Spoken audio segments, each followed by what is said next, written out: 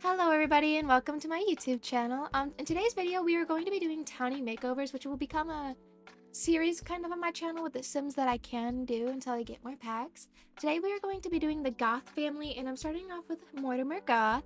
I just want to let you all know this is how I personally think that these Sims are gonna look in my style and how I personally want them to look in my games. And if you don't like that, that's perfectly fine. This is just how I personally like them. And I'm gonna be trying to give you guys as lore accurate and order video of these characters individually as much as I can. So let's get started into that. Apparently in The Sims 3, Mortimer starts as a child. He is 7 days to aging up as a teen. He lives with his parents, Gunther and Cornelia Goth. He doesn't know his aunt Agnes Crumblebottom, who's part of the cottage living pack. I didn't know they were related, to be honest. Mortimer and Bella are best friends. He's also friends with Michael, Bella's brother. His traits are grumpy, ambitious, and artistic. He likes to read and paint, and he starts out with the logic skill, which is pretty cool. He's often angry and in a bad mood for no apparent reason, even more so it seems, than his parents. But that's honestly probably due to his grumpy trait and honestly living in a small house, because Mortimer Goth did not start off rich. Believe it or not, my first sim game was actually The Sims 3. So that's pretty interesting. So I only know Sims 3 to Sims 4, Jump. I don't know anything in between, so everything I'm telling you guys today is all new to me too. Apparently as he grows up, he becomes more cheerful and outgoing, so he doesn't stay in this grumpy life forever. But I don't know. But Mortimer and his wife, Bella, end up having a daughter, because Mortimer and Bella end up falling in love, which is really cute. I think as teenagers or very young adults, and then they end up having Cassandra. They live in their own place, and Mortimer, it's just, I don't know, he's quite young, he's working as a scientist. This is where his big career starts off. He works as a scientist, and he's only a test subject, so he's only in the first level of the science career. He starts with no skills and quite a small amount of money, which is pretty interesting. And then it goes to Sims 2 for his lore. So these are a little out of order. The games are way out of order. So apparently in The Sims 2, a lot happened in Mortimer's life. He rose to the oh my god, wow, I can't speak. He rose to the ranks of his career as a test subject to a mad scientist and became very wealthy along the way. So The Sims 2 is where Mortimer, Bella, and his entire family just get rich. Mortimer's career takes off, and this is where he gets the money. This is just how the Goths become very well-known Goths in The Sims 4. That's where they become the rich people. Apparently him and Bella end up having another child named Alexander Goth, and Bella goes missing. She is missing at the start of the game, and Cassandra ends up being engaged to somebody. I'm not going to say who unless you don't know until we get to Cassandra's part. And he does not agree with this engagement, we'll say. And then I think we'll jump to The Sims 4, yes. Mortimer appears along in The Sims 4 alongside his wife, Bella. So Bella's now back from missing. I don't think there was really an explanation in where she went. Well, there is, and I'll explain it to you, but it's just really random she's back, you know? She was missing the entire Sims 2 game, I think, right? Yeah, she was missing the entire Sims 2 game, if I remember correctly. And she just comes back in The Sims 4 with, I don't know how to explain it. Really, no explanation of what happened to her. I had to figure that out in The Sims 2. And that's really it for him that I can really find. So what else can I say? I tried to keep him as close to his look as I could. I tried to keep the fancy tuxedo look that's red but black. And to be honest, I don't have much CC that looks good with men. I have to go CC shopping here soon for men, I think. I have a lot of female CC but no kid or male CC. As you can see here, I'm just clicking through trying to find a suit that I really like from base game or a pack I own, and it was a struggle, to be honest, for him and Alexander. But to be honest, I think he turns out really well, and I think you guys will agree. Here is me showing off my final result. Um, and now we're moving to Bella Goth, so just give me 1 sec. Alrighty, I have Bella Goth's wiki up here now, and so she also starts off in The Sims 3 just like Mortimer. She lives with her mother Jocasta and Simmy's bachelor, which is her parents, and her older brother Michael, which is one of Mortimer's friends, as you can remember. Um, she is still a child. She goes by her maiden name, Bachelor. She wears a red dress because this is her favorite color. Apparently in The Sims 3 she has hazel eyes, even though in the rest of the game she has brown.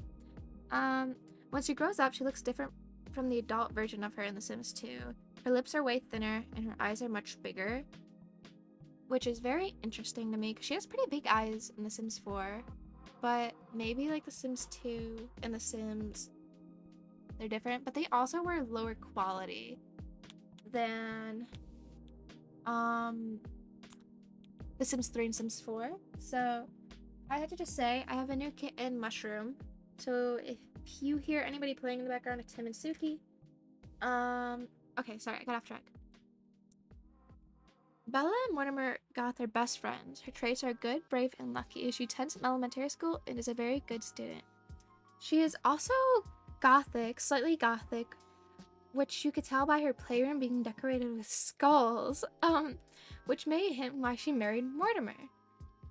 She also has the interest in paranormal and at one point had the painting skill, which is very interesting.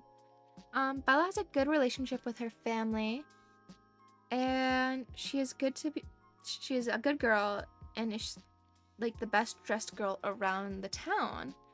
And then if you go to The Sims 1, Bella and Goth are married. Like Bella and Mortimer are married, sorry. And they end up having their first daughter, Cassandra, which I told you in Mortimer. She is an elegant yet athletic woman who seems to enjoy playing golf. Her activities when played will either be painting or playing the piano, which gives, oh my god, I cannot speak, which gives credibility to the theory that she may also be a very creative and talented person. She wears her trademark red dress, which is still her favorite color. She has black or very dark brown hair, which is worn at medium length. Bella is unemployed at the start of the game, and just like her husband, has no really skill points. She's extremely good, like she has a really good relationship with Mortimer, and they end up with a 100 relationship level. She's only friends with her daughter and does not know any other Sims, which is really like the Sims thing. They just make them know friends. They don't know anybody. Apparently she has no relation to her brother in the first game. Nor do in any game lore even indicate the two are related. Although oh my god, I cannot speak. Although they do share a similar facial structure, hair color, and skin color. So there's a way you could tell that they're related, but not really. And then we jump to The Sims 2. By the time the storyline is caught up, The Sims 2, Bella has had another child, Alexander Goth, and she has disappeared by alien abduction by hanging out, I think, with Dawn, if I remember correctly. Looking through a telescope, she ends up getting abducted by aliens and disappearing, and no one really knows what happened to Bella, and it's a big mystery in The Sims too. She does exist in Pleasantville, but is hidden within the game code. You can only find be using cheats or third-party programs, which not many people really did that, if I can remember correctly. Bella's disappearance is like a really big important to the story and background of Pleasantview, and like Max has picked her for her major role because she's mysterious yet elegant, and it's like a big deal, like that Mortimer's wife is missing, you know, because they've been here since game 1. A lot of characters have been here since game 1, but like, you know what I mean. Her last location was Don Lothario's deck, which can be seen in the Lothario family album. Don's memory panel shows that he had attempted some romantic relations with Bella, which you could see in a few minutes when I get to Cassandra why it's a little weird. Um, so let's go to Sims 4 now. Um, sorry, I'm trying to find it in this wiki. Holy crap. Bella lives in Willow Creek with her husband, Mortimer, and her two children, Cassandra and Alexander. This version has been officially confirmed as this existing an alternate timeline, so that's why she's in this game, I guess. Which I don't understand why there's an alternate timeline. They should have just continued the story, but whatever. She's family oriented and romantic, and she has the party animal aspiration. Oh, and she's good. Sorry, I did not see that. She has 2 skills, charisma, fitness, and 3 skills. Oh, okay. 2 skill points in charisma, fitness, and programming. She's only friends with her kids and sweethearts with Mortimer. She has no relationships outside of her household. So I'm sorry if that was like the worst ever lore reading you've ever heard. I'm really bad at reading things out loud. So yeah, but this is like really honestly one of the best looks I've ever done for an older looking sim. I wanted to keep their like smile lines, all that there. So that's why I made Bella still look older in this, because Sims are meant to age. And oh, I gave her bangs. I think Bella pulled it off and it makes her look very elegant. So I gave her bangs. So then I decided to go with really, really pretty pearl earrings. If you're about to see, yeah, these ones, but in gold. And then I just think her dress looks so pretty. As I was saying, I end up going with this jewelry look and those gloves because like I just think it suits her elegant but gothic look a little bit in modern day looks. And here's me showing her off. So now we are moving on to Cassandra Goth, which is Mortimer and Bella's daughter. She starts off in The Sims as a child living with Mortimer and Bella. She's an A student, enjoys having tea with her grandmother, Cornelia Goth. So she also enjoys reading and playing with her toys. Obviously, as she's always had glasses, it seems. A white colored blouse, blue knee length skirt, white socks, black shoes. Cassandra is shy and doesn't say much. I think Cassandra's like really shy through almost all the games, so it kind of suits her. And that we immediately jump to Sims 2. In the 25 years that have passed between The Sims and The Sims 2, she's living in the Goth Manor with her aging father and her bright younger brother Alexander. So she's now an adult and honors her last name. She wears a long black dress, pigtails, round glasses, black thigh-high, ankle boots, and she's not very happy, apparently. She doesn't smile that much. So she's engaged to marry Don Lothario, and she's really in love with him, but she's really unaware that he's also involved with several other women. Don Lothario is cheating on poor little Cassandra, and yeah, he ends up leaving her at the altar when they do end up getting married. Quote unquote married. He doesn't marry her.